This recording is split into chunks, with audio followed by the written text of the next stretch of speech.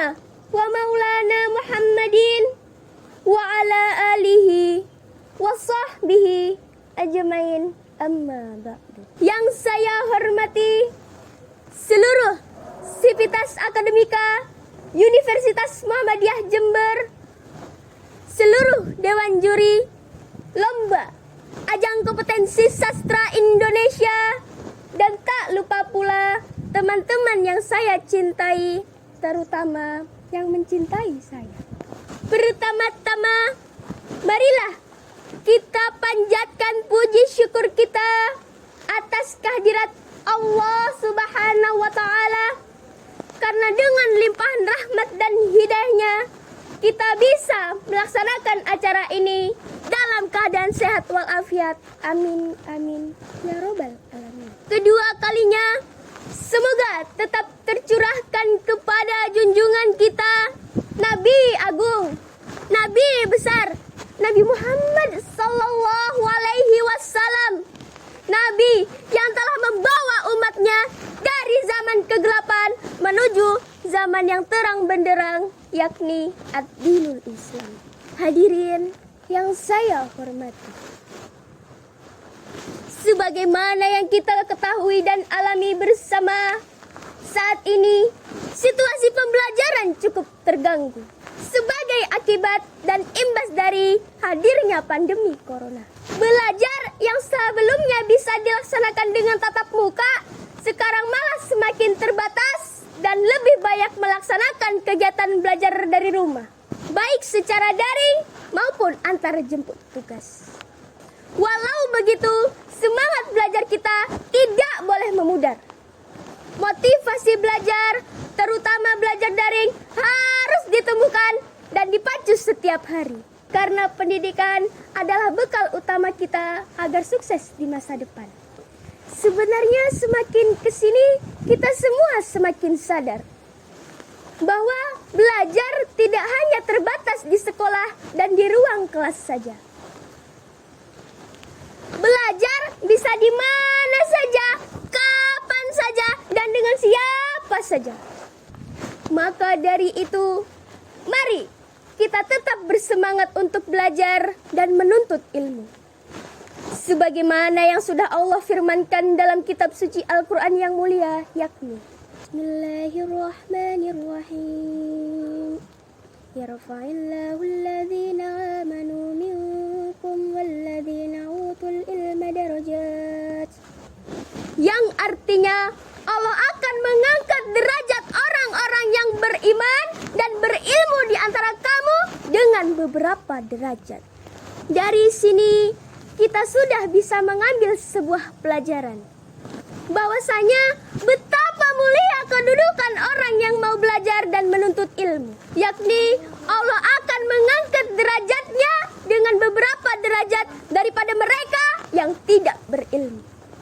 Selain itu, menuntut ilmu dan belajar menjadi kewajiban kita sebagai seorang muslim, baik laki-laki maupun perempuan. Sebagaimana hadis yang telah disabdakan oleh baginda Nabi Agung Nabi Muhammad Rasulullah Sallallahu Alaihi Wasallam, yakni tolabul ilmi faridatun ala kulli muslimin wa muslimatin, yang artinya mencari ilmu wajib hukumnya bagi muslim laki-laki maupun perempuan. Dengan ilmu kita dapat menjadi lebih mengerti dan berwawasan. Dengan ilmu kita dapat mempunyai keahlian dan pengetahuan tentang segala hal. Dengan ilmu kita menjadi lebih tahu dan lebih tahu tentang cara mengatasi suatu persoalan. Ilmu tidak hanya terbatas hal-hal yang diajarkan di bangku sekolah saja. Banyak ilmu-ilmu lain yang dapat kita pelajari untuk menunjang kehidupan kita. Contohnya, ilmu memasak, ilmu bertanam, dan lain sebagainya. Mencari ilmu tidak hanya terbatas pada kegiatan belajar mengajar di kelas. Ilmu bisa kita dapatkan dari media lain, semisal buku, koran, atau majalah. Luangkanlah waktu kita untuk membaca-baca buku. mengulang kembali pelajaran ketika menunggu kendaraan umum atau ketika waktu istirahat. Hal itu tentunya lebih baik daripada kita memboroskan waktu untuk membuka hal-hal yang tidak terlalu penting di handphone kita.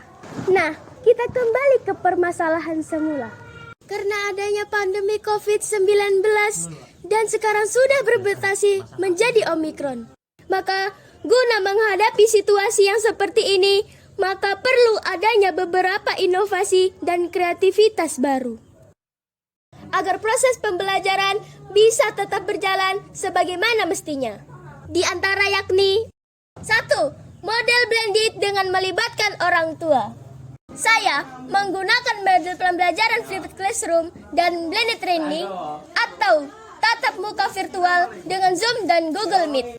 Saya memposting video di blog pada malam hari. Harapan saya, keluarga dapat mendampingi belajar karena pada malam hari tersebut semua anggota keluarga ada di rumah. Sehingga ketika besoknya HP dibawa bekerja, anak sudah mendapatkan materi belajar dan sudah mempelajari bersama orang tua. 2. Pembelajaran asinkronus dengan media pembelajaran berbasis Android. Hasil percobaan atau praktikum siswa dilaporkan melalui Instagram yang dilaporkan secara kelompok. Peserta didik dapat memilih waktu untuk mengupload hasil praktikum karena beberapa siswa yang kesulitan akses internet. Pelaporan berupa foto-foto alat dan bahan, proses percobaan, dan hasil percobaan. 3. Pembelajaran dengan memanfaatkan kelas maya. Bu Hasibuan adalah seorang guru SMK di kota Medan. Permasalahan yang dihadapi antara lain, siswa malas mengikuti kelas daring. Untuk mengatasi hal ini, Bu Hasibuan mencoba menggunakan LMS atau kelas maya rumah belajar. Namun, untuk itu, beliau harus terlebih dahulu memberikan bimbingan penggunaan LMS secara tatap muka bergantian. 4. Pembelajaran berorientasi pada keaktifan siswa. Bu Intan bertugas di sekolah perkotaan dengan sarana TIK sangat memadai. Permasalahan yang dihadapi adalah kondisi kepemilikan gawai siswa yang heterogen serta keinginan siswa untuk segera kembali masuk sekolah seperti biasa. Solusi yang diambil dari pembelajaran dilakukan dengan mengunjungi siswa yang tidak punya gawai dan menerapkan pembelajaran daring bagi siswa yang memiliki akses internet. Platform yang digunakan adalah Google Classroom dengan kombinasi konten yang disediakan pada blog pribadi. Untuk mengatasi kerinduan siswa ke sekolah, Bu Intan juga menyelenggarakan tatap muka secara daring. Itulah tadi beberapa model ataupun metode yang dapat digunakan untuk mengantisipasi pembelajaran selama pandemi berlangsung. Semoga bisa bermanfaat. Amin. Demikian apa yang dapat saya sampaikan. Kurang lebihnya mohon maaf. Ihdinas syiratal mustaqim. Wassalamualaikum